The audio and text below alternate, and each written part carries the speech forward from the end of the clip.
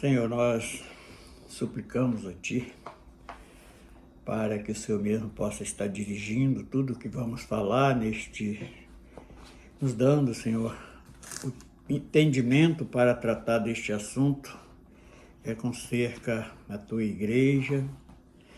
Tenho certeza, assim como eu tive curiosidade, tem muitos que têm o desejo de saber aonde iniciou a Tua igreja, de que maneira foi, fazendo algo que te agradasse. E nós temos, Senhor, este propósito de fazer isto. É sempre estar de acordo com a Tua vontade. Mas somos tão pequenos, tão falhos e muitas das vezes inconsequentes, mas nos dá sabedoria para tratar da Sua obra na face da terra enquanto estivermos aqui. Nós te suplicamos no nome do Senhor Jesus. Amém. O que faço para agradar a Deus? Cantando, orando ou chorando, não é suficiente a minha voz. Mestre, tem compaixão de nós. Não é suficiente a minha voz. O que faço para agradar a Deus? Pregando, curando ou alimentando o faminto e o necessitado e o enfermo que não foi curado. O que faço para agradar a Deus? Vigiando, orando e jejuando. Espírito Santo, neste momento, prepara o meu coração a ter lugar para o arrependimento, achando lugar no coração de Deus. Não quero mais voltar atrás, com alegria e puro prazer, com a vida cheia de gozo, eternamente cheia de paz, achando lugar no coração de Deus. Não quero mais voltar atrás, com alegria e puro prazer, com a vida cheia de gozo, eternamente cheia de paz, eternamente cheia de paz. Aleluias. Bendito seja o nome do Senhor.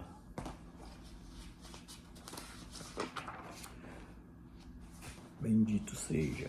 Vamos louvar o Senhor com mais um louvor.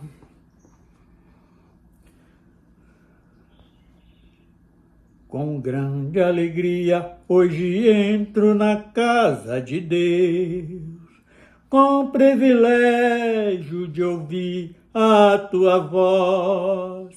Neste chamado, convida você e eu. A mesa está posta, porque a festa é para nós. Pode trazer a quem você ama, tem lugar para todos aqui.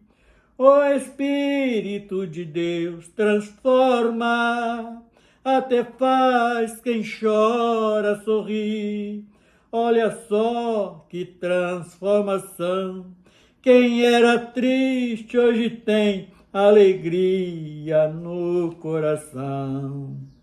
A alegria do crente na salvação. E tem certeza pela fé que no céu vai morar.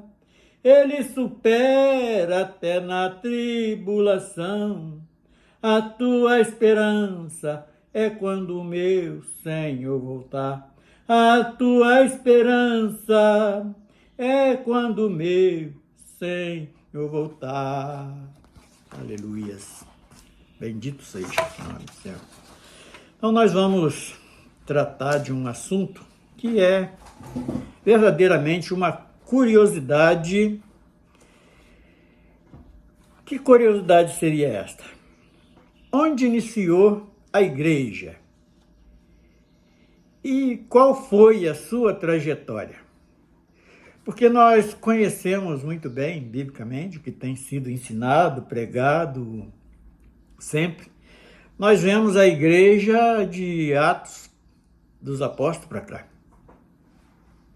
Mas nós sabemos que não é de Atos para cá, porque a igreja ela começou antes, lá no início da criação, no início, criada ali no seio de uma família que o próprio Deus tinha criado, que todas as viradas da tarde Deus vinha ali ver aquela família. O Senhor falava com o homem de várias maneiras, em várias ocasiões, e ali colocando de maneira que o homem entendesse qual era a vontade de Deus.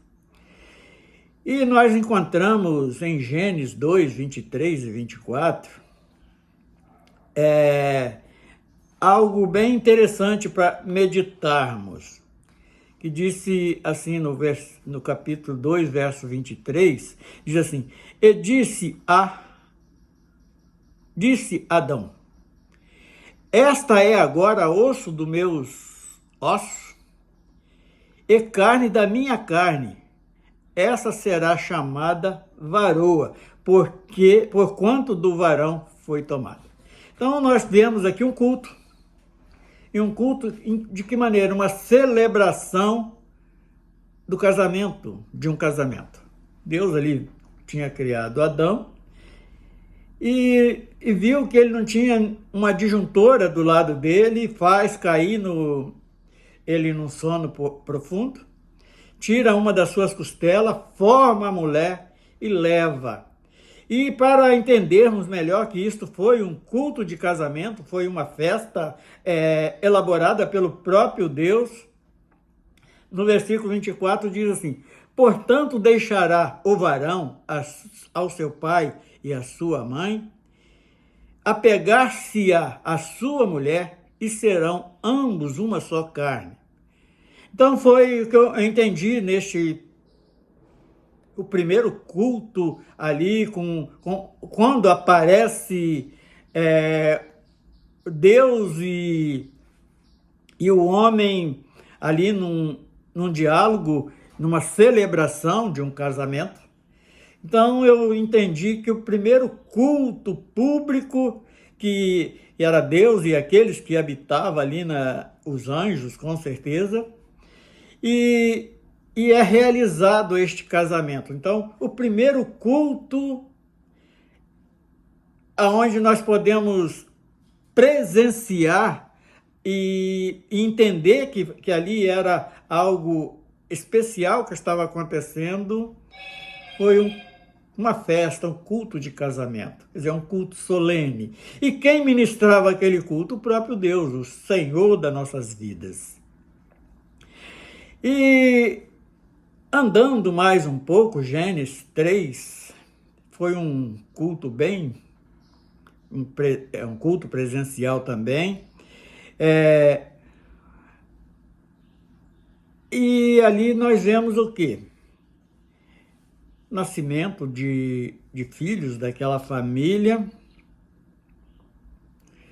É um culto com a presença de Deus. O culto que nós vemos aqui é um culto com a presença de Deus.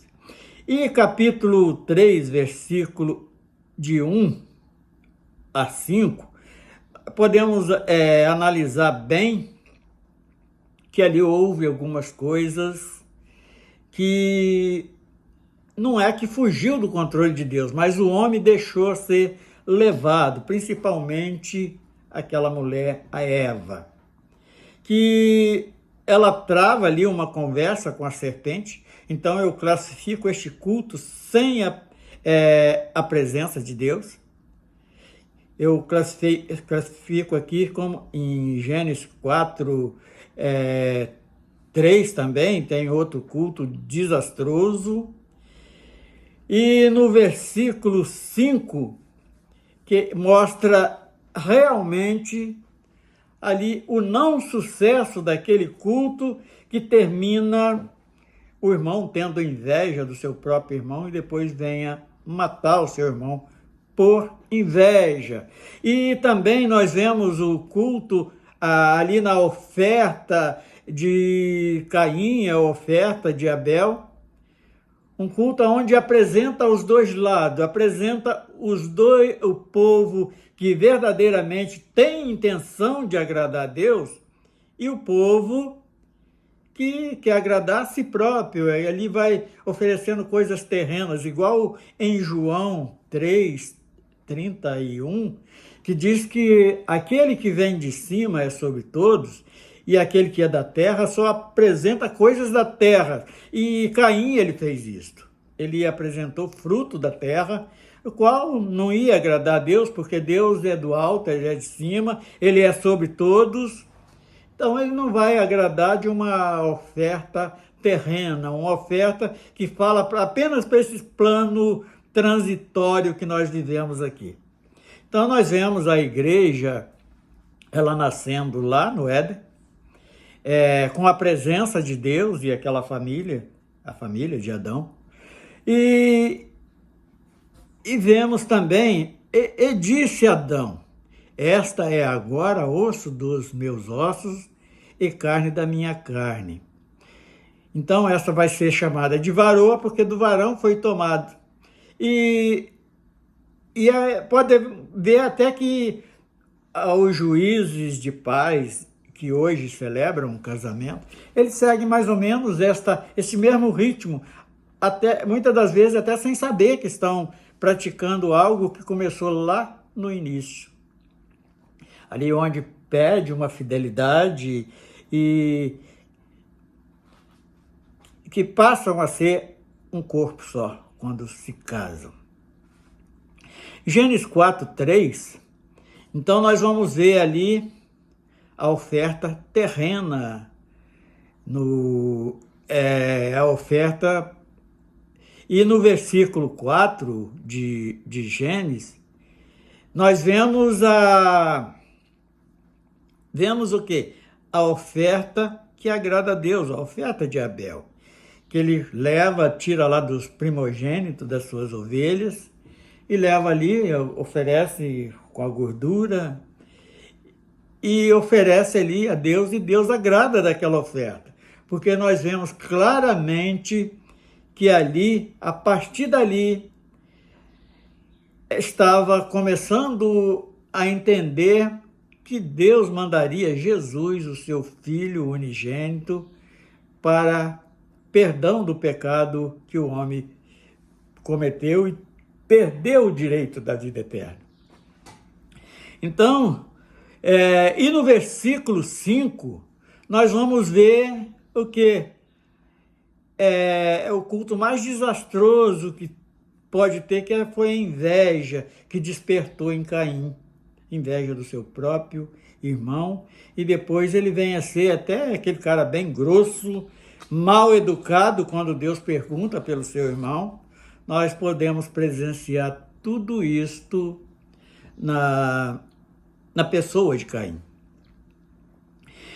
E Gênesis 48, nós vamos ver também um culto doméstico, que fala da pessoa de Jacó ali, quando estava prestes a morrer, e ali é onde ele profetiza para os seus filhos. Para cada filho, é só observar bem no capítulo 48 de Gênesis, que nós vamos ver claramente Jacó sendo usado por Deus, profetizando acerca dos 12 filhos e ainda mais os 2 filhos de José que estava no Egito. Quando José leva aqueles filhos ali, que era Efraim e o seu irmão. Ele profetiza também para aqueles 2 netos que iria tomar parte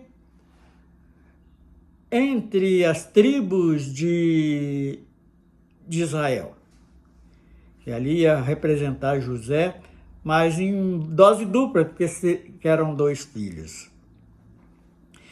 E Êxodo 12, nós vamos ver também um culto em família, onde foi celebrada a primeira Páscoa. E era um período também que o povo estava tomando uma nova definição, que estava saindo de uma escravidão lá no Egito e voltando para assumir a terra prometida, fazendo até menção do arrebatamento, porque temos toda certeza que nós vamos ser resgatados deste mundo de pecado, assim como Israel foi resgatado do mundo da servidão. E fala de um período de quê?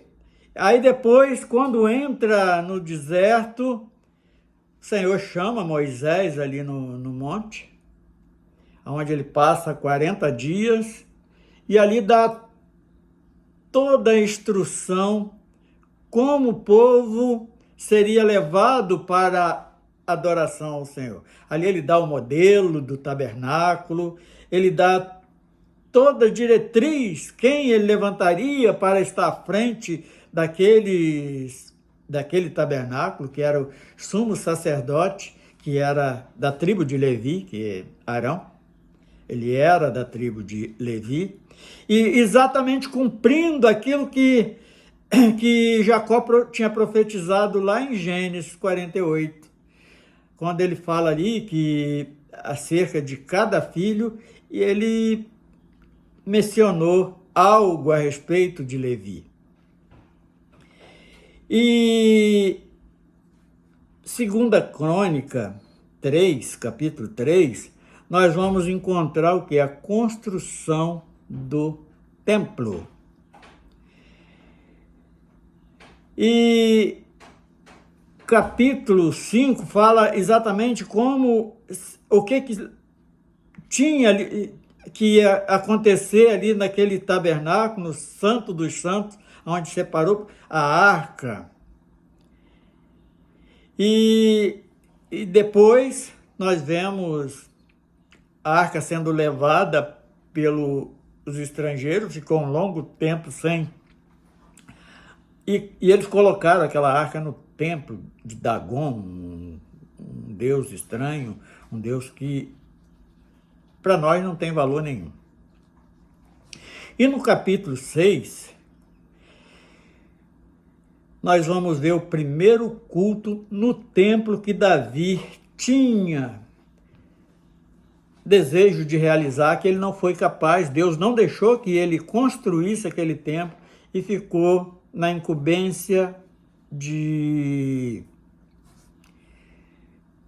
do rei Salomão, que era filho de Davi. Ali nós vemos uma oração do rei Salomão pedindo a Deus pelo povo, e interessante que a arca foi levada e colocada no templo.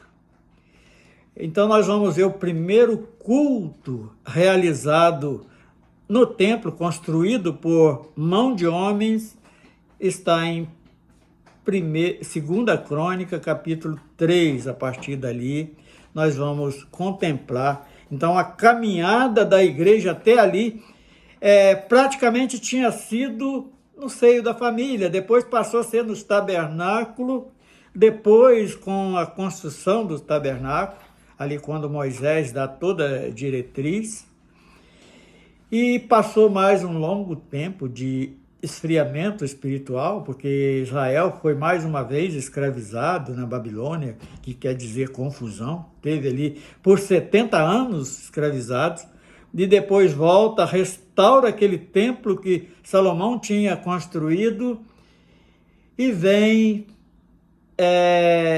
seguindo assim até o nascimento de Jesus. Quando Jesus nasce, nós sabemos que ali tinha vários deuses sendo adorados, e nós vemos que a igreja que tomou o nome de cristã, que foi a igreja romana, depois de Jesus ter cumprido ali a sua tarefa para nos trazer esta tão grande salvação, é que nós vamos ver a igreja dando uma outra guinada em Atos dos Apóstolos, e aí vem as cartas dando toda a direção, doutrina para que nós possamos seguir, que a maioria das vezes não são obedecidas. O homem tem feito coisas que não agrada a Deus, que até entristece nós que estamos voltados para a obra de Deus, conhecemos um pouquinho a palavra de Deus, nós conseguimos ali enxergar coisas que estão sendo acrescentadas dentro da palavra e que Deus não ordenou, que ele até deu um aviso em Apocalipse para não acrescentar nada, nem uma vírgula sequer, além da profecia. E o homem, sei lá por quê, que ele não consegue enxergar isso, está arrastando. Nos anos 300 após Cristo, nós vemos ali o surgimento da Igreja Católica, Apostólica Romana, e aonde a própria Bíblia, as Escrituras, ficou ali presa, trancada de cadeado nos altares da Igreja Católica.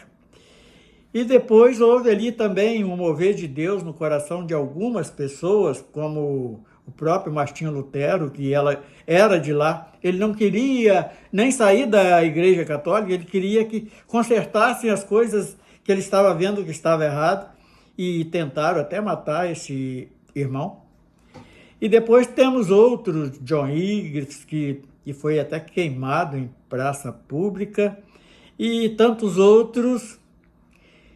E agora, na nossa era, veio ter uma nova revolução no Evangelho, onde o Evangelho é aberto às pessoas, mas nunca deixou de haver a perseguição da verdadeira obra de Deus, porque uma é a carne que acha que é muita coisa, e outra é o próprio espírito do adversário que se implanta no meio do povo para estar ali induzindo principalmente a heresia, assim como foi induzido lá no Gênesis, através da serpente, ali com aquela conversa naquele culto, até desastroso, sem a presença de Deus, quando o homem quer fazer alguma coisa que não tem a presença de Deus, através da pessoa do Espírito Santo, coisas terríveis acontecem.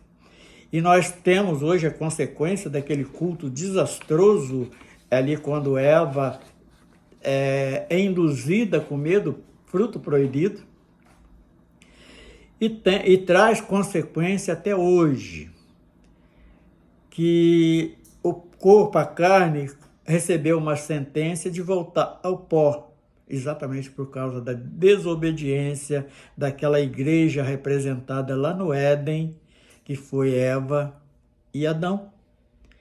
E hoje todos que não atentam para isto também correm o risco de morrer. Mas não essa primeira morte, porque essa já está decretada.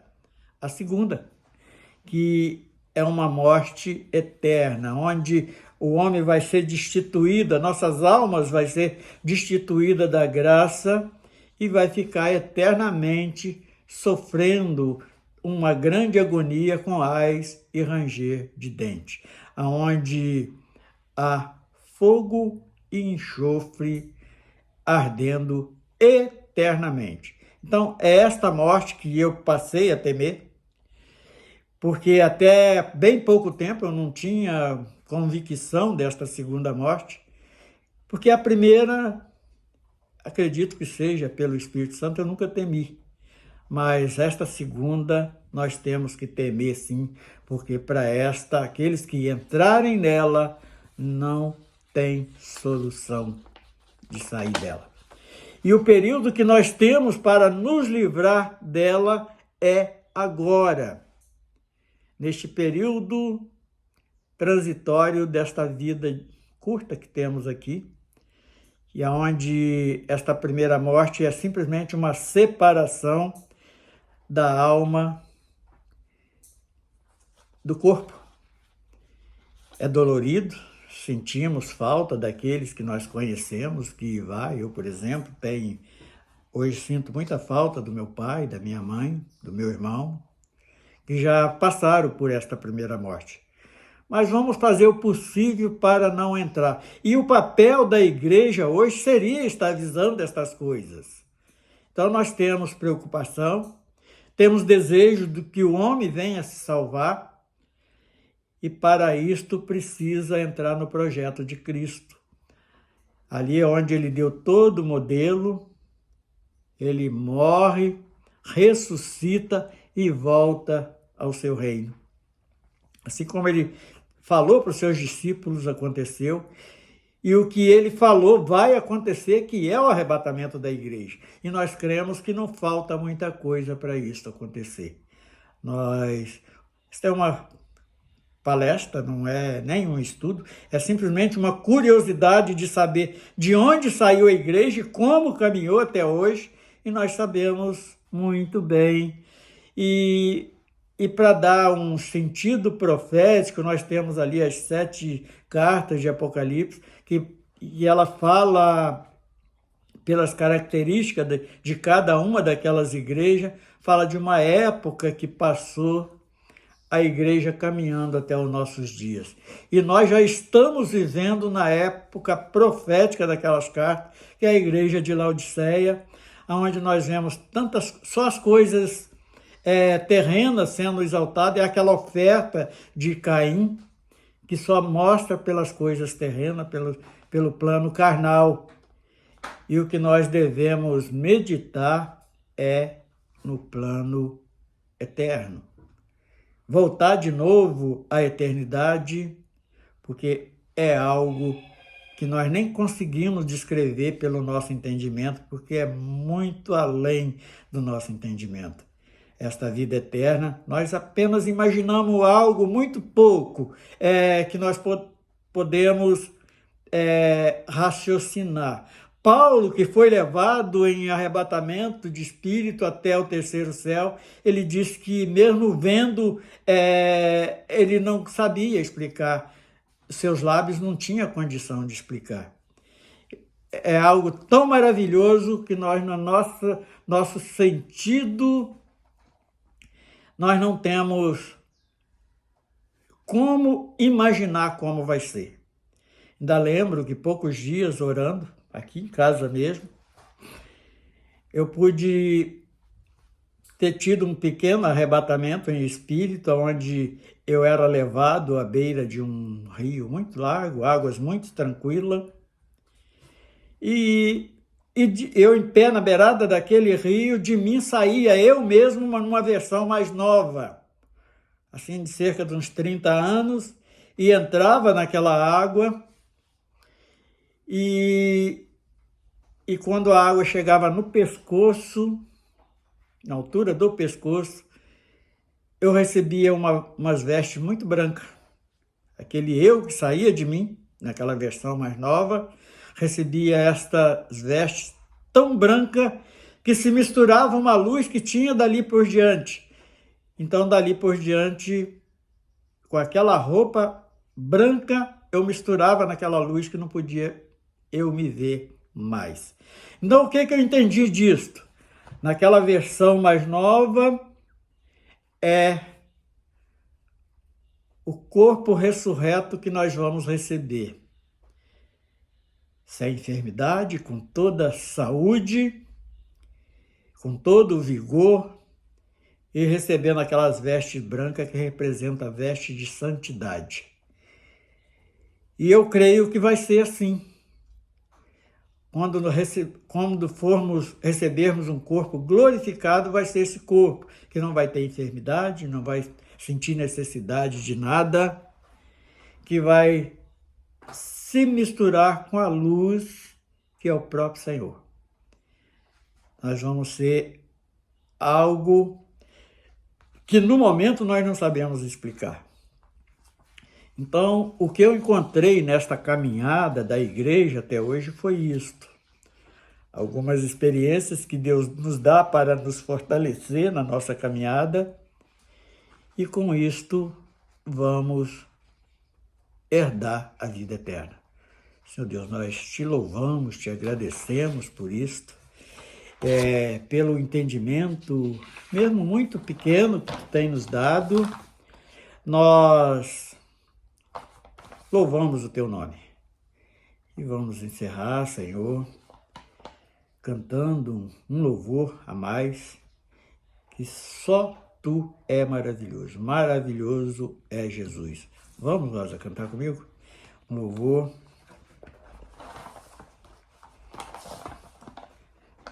Aleluia. Bendito seja o nome do Senhor.